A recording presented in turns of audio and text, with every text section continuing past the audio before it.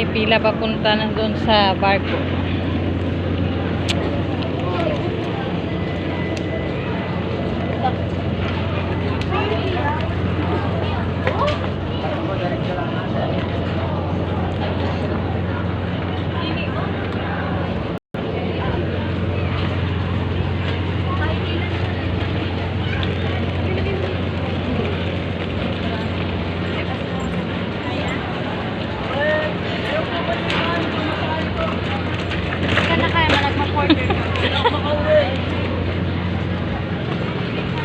Asa na iwan?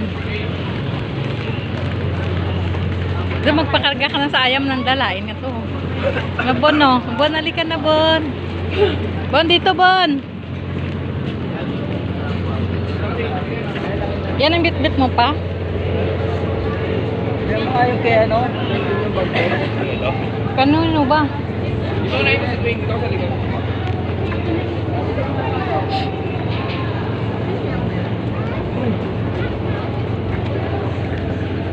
O nga, nandyan.